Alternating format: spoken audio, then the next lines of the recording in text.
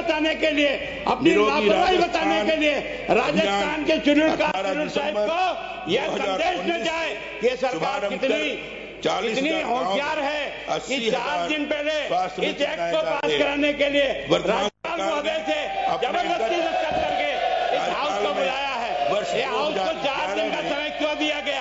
कौन सी इमरजेंसी थी जिसके कारण से आपने 4 दिन की सूचना के आधार पर इस हाउस को बुलाया?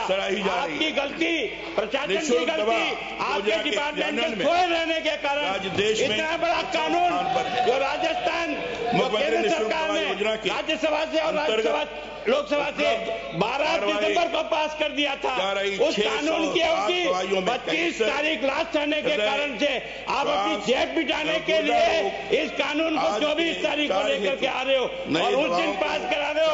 जिसने कानून केवल राजस्थान में नहीं, राजस्थान में नहीं, हिंदुस्तान के आगे से अभी 19 राज्यों ने इस कानून का समर्थन कर दिया, लेकिन राजस्थान दुर्भाग्यशाली राज्य रहा जिसने इसका समर्थन नहीं किया। इस कानून का, इस गैप को मिटाने के लिए, इस गलती को छुपाने के लिए राजस्थान के शेड्यूल कास्ट के प्रति जिस प्रकार की आपकी संवेदना है उसको दिखाने के लिए आपने राज्यपाल को मजबूर करके 4 दिन के अंदर अधिवेशन बुलाया। नियमों के विरुद्ध है। मैं आपसे निवेदन करना चाहता हूँ, कानून की गलती कोई करे और दंड राज्यपाल को भुगतना पड़े और हमें खड़े होकर राज्यपाल के अभिभाषण में विरोध करना पड़े, इससे ज्यादा दुर्भाग्य क्या होगा?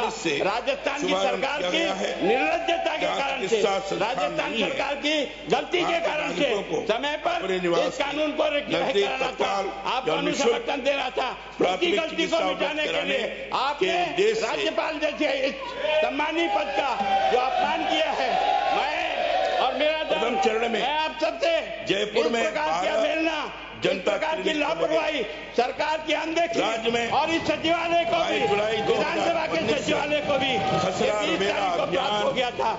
मैं और मेरा दल सम्मानपूर्वक आसन का सम्मान रखते हुए जो आपसे मजबूरी में इन्होंने 4 दिन में यह हाउस बुलाया, मैं और मेरा दल इसका बाइकाट करते हैं। प्रवृत्ति पर अंकुश लगाने के लिए हुक्का बार संचालन पर तथा इलेक्ट्रॉनिक सिगरेट के विक्रय, वितरण, भंडारण एवं विज्ञापन पर प्रतिबंध लगाया गया है।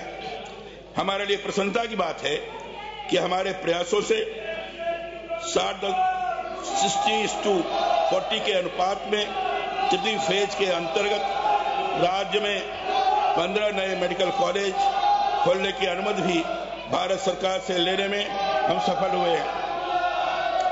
इसी के साथ ही हमारी परफॉर्मेंस के आधार पर भारत सरकार से CSS के अंतर्गत 6 राजकीय मेडिकल कॉलेजों में 950 PG सीटों में वृद्धि किए जाने की स्वीकृति प्राप्त हुई है। राज्य की सभी पंचायत समिति मुख्यालयों पर आयुर्वेद चिकित्सा सुविधाएं उपलब्ध कराने हेतु चरणबद्ध रूप में 58 पंचायत मुख्यालयों पर आयुर्वेद चिकित्सालय औषधालय खोले जाएंगे। माननीय सदस्यगण, कृषि राजस्थान की अर्थव्यवस्था की धुरी है। राज्य के किसानों की आमदनी बढ़े या उनके जीवन स्तर में गुणात्मक सुधार आए, इस हेतु राज्य सरकार प्रतिबद्धता के साथ कार्य कर रही है।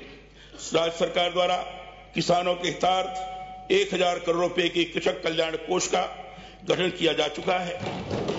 किसानों को कृषि के साथ कृषि प्रसंस्करण से जोड़ने के लिए 17 दिसंबर 2019 को राजस्थान कृषि प्रसंस्करण, कृषि व्यवसाय एवं कृषि निर्यात प्रोत्साहन नीति 2019 जारी की गई है। फूड प्रोसेसिंग इकाइयां लगाने वाले किसानों को 10 हेक्टेयर तथा जमीन का भू उपयोग परिवर्तन कराने की आवश्यकता समाप्त कर दी गई है। कृषि शिक्षा के बढ़ावा देने के लिए जयपुर जिले के कोटपुतली और धौलपुर जिले के बसेड़ी में कृषि महाविद्यालय खोले गए। किसानों को सरकारी योजनाओं का लाभ त्वरित और आसान तरीके से मिले, इस हेतु किसान सेवा पोर्टल शुरू किया गया है। सरकार द्वारा उन्नत कृषि तकनीक को सहज और सरल तरीके से किसानों तक पहुंचाने के उद्देश्य से जयपुर में 17 दिसंबर 2019 को एक दिवसीय राज्य स्तरीय किसान सम्मेलन का सफल आयोजन किया गया, जिसमें राज्य के सभी जिलों से लगभग 28,000 कृषकों ने भाग लिया। लघु एवं सीमांत वृद्धजन सम्मान किसान पेंशन योजना को प्रदेश भर में लागू कर 75 वर्ष से कम आयु के किसानों को 750 रुपए प्रतिमाह तथा 75 वर्ष एवं अधिक आयु के किसानों को 1,000 रुपए प्रतिमाह पेंशन से लाभान्वित किया जा रहा है। वित्तीय वर्ष 2019-20 में राजस्थान कृषि विपणन बोर्ड द्वारा मंडी क्षेत्र में लगभग 249 किलोमीटर लंबाई की सड़कों का निर्माण कराया गया है। किसानों को जल के कुशलतम उपयोग हेतु 7,301 किलोमीटर पाइपलाइन, 3,595 डिग्गी, 4,520 फार्म पाउंड तथा 905 जल हाउस के निर्माण हेतु लगभग 139 करोड़ रुपए की अनुदान सहायता उपलब्ध कराई गई है। वित्तीय वर्ष 2019-20 में कृषि उपज मंडी समितियों द्वारा विकास कार्यों, सड़क निर्माण व अन्य विभागों के डिपॉजिट कार्यों पर लगभग 208 करोड़ रुपए व्यय किए गए हैं। भारत सरकार की राष्ट्रीय कृषि बाजार ई-नाम योजना के अंतर्गत राज्य की 119 कृषि उपज मंडी समितियों को जोड़े जाने की स्वीकृति प्राप्त करने में हम सफल हुए हैं। सरकार ने किसानों के ऋण माफी के अपने वादे को निभाते हुए पहली कैबिनेट मीटिंग में प्रदेश के किसानों का ऋण माफ करने का निर्णय लिया है। सहकारी बैंकों द्वारा 30 नवंबर 2018 की बकाया के आधार पर दिसंबर 2019 तक अल्पकालीन, मध्यकालीन एवं दीर्घकालीन ऋण योजना अंतर्गत 20,26,000 कृषकों को ऋण माफी प्रमाण पत्र जारी कर 7,689 करोड़ के ऋण माफ कर कृषकों को राहत दी गई है। सभी राष्ट्रीयकृत बैंकों, अनुसूचित बैंकों और क्षेत्रीय ग्रामीण बैंकों के एनपीए के रूप में वर्गीकृत ऋणों को चुकाने में असमर्थ पात्र किसानों को 30 नवंबर 2018 की स्थिति में 2 लाख रुपए तक की सीमा का अवधि पार अल्पकालीन फसली ऋण वन टाइम सेटलमेंट लाकर माफ करवाने हेतु केंद्र सरकार से यथोचित सहयोग हेतु आग्रह किया गया है। राज्य सरकार द्वारा फसली ऋण वितरण को पारदर्शी एवं सुव्यवस्थित बनाने के लिए सहकारी फसली ऋण ऑनलाइन पंजीयन एवं ऋण वितरण योजना 2019 आरंभ की गई है। माननीय सदस्यगण, राज्य में 1 जनवरी 2019 से कृषि आदान अनुदान ऑनलाइन पे मैनेजर के माध्यम से कृषकों के बैंक खातों में सीधे हस्तांतरण किया जा रहा है एवं 1 जनवरी 2020 में 20 से समस्त जिलों में एसडीआरएफ के तहत संचालित समस्त गतिविधियों एवं अन्य सहायता की DMIS सॉफ्टवेयर के माध्यम से ऑनलाइन स्वीकृतियां जारी की जाकर सीधे ही प्रभावितों के खातों में राशि हस्तांतरित की जा रही है।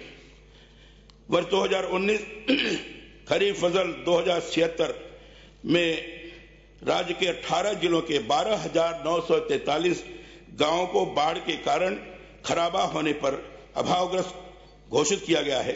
वर्ष 2019 खरीफ संवत 2076 में बाढ़ के संबंध में एनडीआरएफ से अतिरिक्त सहायता हेतु 2,645 करोड़ 86 लाख रुपए का ज्ञापन एवं वर्ष 2019 संवत 2076 में राज्य के 4 जिलों के 1,388 गांवों को सूखे के कारण अभावग्रस्त घोषित किया गया तथा सूखे के संबंध में अतिरिक्त सहायता हेतु लगभग 707 करोड़ 3 लाख रुपए का ज्ञापन भारत सरकार को भिजवाया गया है। राज्य में बाढ़ से क्षतिग्रस्त आवासों हेतु प्रभावित व्यक्तियों को सहायता उपलब्ध कराने के लिए जिलों को वर्ष 2019 में 36 करोड़ 48 लाख रुपए आवंटित किए गए। राज्य में 25 वर्षों से भी अधिक समय के उपरांत टिड्डियों के द्वारा किसानों की फसलों को भारी मात्रा में नुकसान किया गया है। हमारी संवेदनशील सरकार द्वारा किसानों की मदद हेतु त्वरित गति से विशेष गिरदावरी करवाते हुए प्रभावित 6 जिलों द्वारा जालौर, जैसलमेर, बाड़मेर, बीकानेर, पाली एवं जोधपुर को अब तक 30,037 किसानों के लिए कृषि आदान अनुदान भुगतान के लिए 47 करोड़ 80 लाख रुपए का बजट आवंटित किया जा चुका है एवं शेष बजट आवंटन किया जा रहा है। प्रदेश में आर्थिक रूप से कमजोर वर्ग को राज्य की राजकीय सेवाओं में 10% आरक्षण का प्रावधान किया गया है। इसके साथ ही उनके लिए संपित से संबंधित प्रावधानों में संशोधन कर केवल 8 लाख रुपए अधिकतम वार्षिक आय को ही पात्रता का आधार रखा गया है।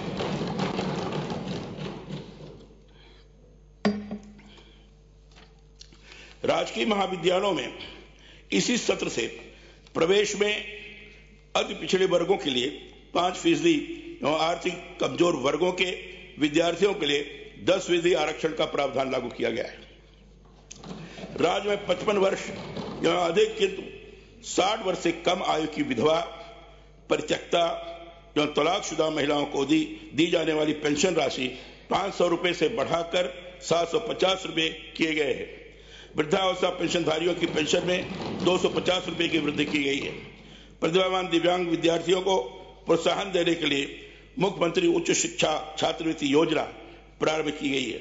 खनन प्रक्रिया के दौरान श्रमिकों के स्वास्थ्य हितों एवं सुरक्षा को ध्यान में रखते हुए 3 अक्टूबर 2019 को राजस्थान सिलिकोसिस नीति 2019 लागू कर दी गई है।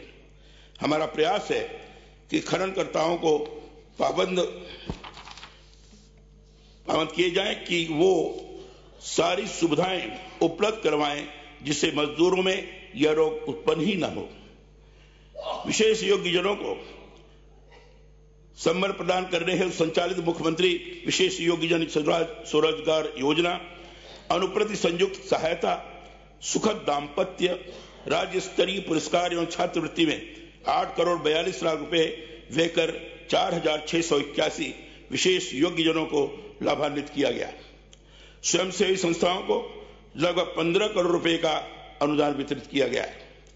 मानसिक विबंधित महिला एवं बाल पुनर्वास गृह जामडोली जयपुर को अगस्त 2019 में राष्ट्रीय स्तर पर स्कॉच अवार्ड से सम्मानित किया गया है। दिनांक 10 जनवरी 2020 को उदयपुर में एक जनजातीय रोजगार मेले का आयोजन किया गया, जिसमें 1043 युवक युवतियों ने भाग लिया। मेले में लगभग 50 कंपनियों ने 394 युवकों को रोजगार प्रदान किया और 338 युवकों को प्रतीक्षा सूची में चयनित किया है। कमजोर आर्थिक एवं सामाजिक स्थिति वाले जनजाति क्षेत्र के 250 प्रतिभाशाली छात्र छात्राओं को प्रथम बार विभिन्न प्रतियोगी परीक्षाओं की तैयारी हेतु विशेष कोचिंग कोटा एवं उदयपुर के प्रतिष्ठित संस्थानों से प्रदान कराई गई तथा जनजाति क्षेत्र के विद्यालयों एवं छात्रावासों के विद्यार्थियों को कैरियर मार्गदर्शन प्रदान करने हेतु एक मार्गदर्शिका तथा मोबाइल ऐप तुड़ीर का निर्माण किया गया। राजकीय विद्यालयों में 54 अतिरिक्त कक्षों का निर्माण किया गया। प्रदेश के आदिवासी क्षेत्रों में शिक्षा को बढ़ावा देने की मंशा के साथ 4 नवीन एकलव्य मॉडल आवासीय विद्यालय आंबापुरा, बांसवाड़ा, पीपलखूंट, प्रतापगढ़, सराड़ा, उदयपुर एवं डूंगरपुर में प्रारंभ किए गए। अल्पसंख्यक वर्ग के कल्याण हेतु पोस्ट मैट्रिक छात्रवृत्ति योजना के अंतर्गत 31 दिसंबर 2019 तथा 24,016 अभ्यर्थियों को 17 करोड़ 99 लाख रुपए तथा मेरिट कम मीन्स छात्रवृत्ति योजना में 3,508 अभ्यर्थियों को 9 करोड़ 91 लाख रुपए स्वीकृत कर राशि का भुगतान सीधे ही विद्यार्थियों के खातों में हस्तांतरित किया जा रहा है।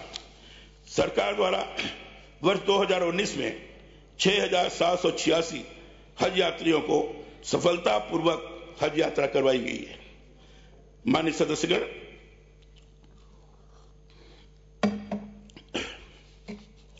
राज्य सरकार द्वारा महिलाओं के सशक्तिकरण के उद्देश्य से 1,000 करोड़ रुपए की इंदिरा महिला शक्ति निधि का गठन किया गया है। इसके तहत महिला उद्यम प्रोत्साहन योजना, महिला प्रशिक्षण और कौशल संवर्धन योजना तथा निःशुल्क लेखा प्रशिक्षण, कंप्यूटर बेसिक कोर्स प्रशिक्षण, शिक्षा सेतु व जागरूकता की योजनाएं स्वीकृत की जा रही हैं। राज्य सरकार को बेटी बचाओ बेटी पढ़ाओ योजना के सफल क्रियान्वयन हेतु भारत सरकार द्वारा राष्ट्रीय पुरस्कार से सम्मानित किया गया है। राज्य सरकार द्वारा आंगनबाड़ी कार्यकर्ता का मानदेय 6,000 रुपए से बढ़ाकर 7,500 रुपए, मिनी आंगनबाड़ी